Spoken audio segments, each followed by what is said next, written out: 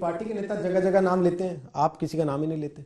वो कभी कहते हैं कि खालिस्तानी है जो नहीं होने देना चाहते, कभी कहते हैं कि विपक्ष है, कांग्रेस पार्टी है वो इनको जानबूझ के भड़का रही है, वो खत्म नहीं होने देना चाहती, कभी कहते हैं कि टुकड़े टुकड़े गैंग आके बैठ गया इसके अंदर, वो इसको खत्म नहीं होने देना चाहता। जो आदमी बातचीत कर रहा है वो कह रहा है कि अदृश्य ताकत है।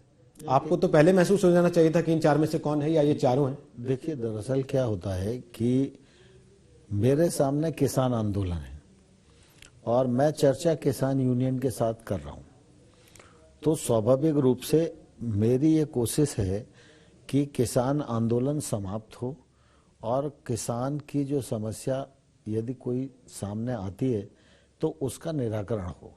और जब मैं किसान यूनियन से बात कर रहा हूं तो मेरी मान्यता ये है कि मैं किसानों की ही बात कर रहा हूं, किसानों के लिए ही बात कर रहा हूं। बाकी जब किसान यूनियन चर्चा करके जाती है तो दूसरे दिन सुर बदल जाते हैं, तो पता नहीं कौन कौन सी ताकतें उनको प्रभावित करती हैं। लेकिन मैं तो ईश्वर से यही कामना करता हूं कि सभी यूनियंस सकारात्मक रूप से विचार करें और सरकार ने आगे बढ़कर उनको प्रस्ताव दिए हैं और उन पर विचार करके निर्णय करें और सरकार के साथ मिलकर निर्णय को घोषित करें और आंदोलन की समाप्ति हो और हम सब लोग किसानों के हित में आगे बढ़ सकें। बातचीत के बाद उनके सुर बदलते हैं तो सरकार की तरफ से भी तो एनआईए के नोटिस चले जाते हैं ना उनको, और एनआईए के नोटिस जब चले जाते हैं तो उनके अंदर एक तरीके का और आक्रोश आता है। किसी नेता के ऊपर इस बात के लिए केस दर्ज हो जाता है कि वो किसान आंदोलन से जुड़ा है, लेकिन पहले कभी किसी गुरुद्वारा प्रबंधक कमेटी में रहते हुए उसने कुछ घपले किए हैं, वो अचानक ऐसे समय सामने आते हैं तो लोग जोड़ के देखते हैं ना फिर उन चीजों को भी। क्या ये समझा जाए कि दोनों तरफ से जैसे उनके सुर बदलते हैं वापस जाने के बाद, तो सरकार के भी तेवर बदलते हैं फिर एक राउंड फेल होने के बाद? नहीं, देखिए, मैं समझता हूं कि किसी भी चीज को किसान आंदोलन से जोड़ना उचित नहीं है, क्योंकि आपने मुझे पूछा तो मैंने नहीं कहा कि कौन सी ताकत है। मैं भी कोई आरोप लगा सकता हूं, लेकिन मैं ये मानता हूं कि हमारा उद्देश्य किसान की समस्या को हल करना। किसान अगर आंदोलन पर है तो उनके नेताओं से बातचीत करना और रास्ता निकालना। इसी प्रकार से देश में अनेक संस्थाएं हैं, अनेक राज्य सरकारें हैं, उनकी अपनी जवाबदारियां हैं, उनके अपने अधिकार हैं, उन संस्थाओं का कुछ निश्चित उद्देश्य है।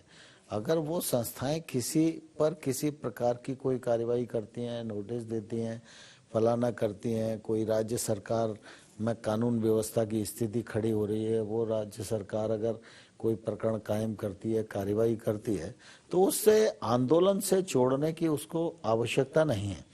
कुल मिला के एक बड़ा मोटा सा रास्ता है। जब लोग बात करते हैं तो सरकारें बात करती हैं, जब लोग आंदोलन करते हैं तो पुलिस उनसे बातचीत करती है। ये तो स्वाभाविक है कि इसमें किसी को बुरा मानना नहीं चाहिए। लेकिन जहां तक एनआईए वगैरह का विषय है, इसका कोई आंदोलन से लेना देना नहीं है। अब आगे की बातचीत के लिए आपने कोई तारीख नहीं दी, किसान अपनी बात पर कायम है कि 26 तारीख को हम अपनी परेड निकालने के लिए तैयारी कर रहे हैं। कोर्ट ने कह दिया कि दिल्ली पुलिस तय कर ले और किसान आपस में बात कर लें कि इनको परमिशन मिलती है कि नहीं मिलती है।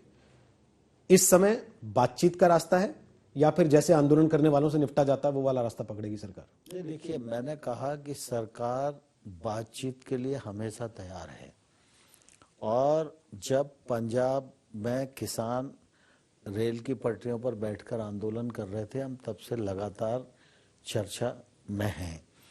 किसान के मान सम्मान की इस चर्चा में हमेशा चिंता की है। इस आंदोलन के दौरान किसान संगठनों की प्रतिष्ठा को किसी भी प्रकार का आघात न लगे, इन मर्यादाओं का पालन भी हमने हमेशा किया है। आमतौर पर जब चर्चाएं चलती हैं तो किसी आंदोलन की घोषणा नहीं की जाती। चर्चा टूटती है तो नेक्स्ट स्टेप की बात होती है। ये सामान्य तौर पर आंदोलन का तरीका है। लेकिन किसान यूनियन आंदोलन की घोषणा भी करती रही, उनको संपन्न भी करती रही, लेकिन यूनियन के सम्मान में हम लोगों ने कभी आपत्ति नहीं ली है। मैं आज भी इस मत का हूं और आशावान हूं कि सरकार के प्रस्ताव यूनियंस के सामने विचाराधीन हैं। वो उन प्रस्ताव पर विचार करके अपने प्रस्ताव से हमको अवगत कराएंगे, और अगर उनको कोई नया प्रस्ताव ध्यान में आता है तो उस प्रस्ताव से भी अवगत कराएंगे, और जब वो अवगत कराएंगे तो हम जरूर बात करेंगे। सरकार पूरे खुले मन से व्यापक दृष्टिकोण के आधार पर किसानों के प्रति संवेदनशीलता से विचार करने की पक्षधर है और ये हमने पिछले 2 महीने के दौरान दिखाया भी है। जहाँ तक 26 जनवरी के उनके कार्यक्रम का सवाल है, तो मैं तो हमेशा से ही उनको आग्रह करता रहा हूँ और आज भी मैं आपके माध्यम से सभी किसानों को, यूनियंस को यह आग्रह करना चाहता हूँ कि 26 जनवरी हमारा गणतंत्र दिवस का राष्ट्रीय त्यौहार है। इस त्यौहार को सारी दुनिया में देखा जाता है और हम जब आंदोलन पर हैं तो आंदोलन करने के लिए हमारे पास 365 दिन है। हम अपनी रैली की ताकत किसी भी दिन दिखा सकते हैं।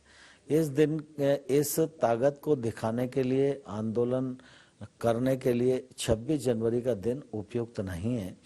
26 जनवरी गणतंत्र दिवस की गरिमा का हमेशा हर एक व्यक्ति ने ख्याल रखना चाहिए और मैं उनसे आग्रह करता हूं कि वो 26 जनवरी को जो आंदोलन की उनकी मानसिकता है उसको वो त्यागें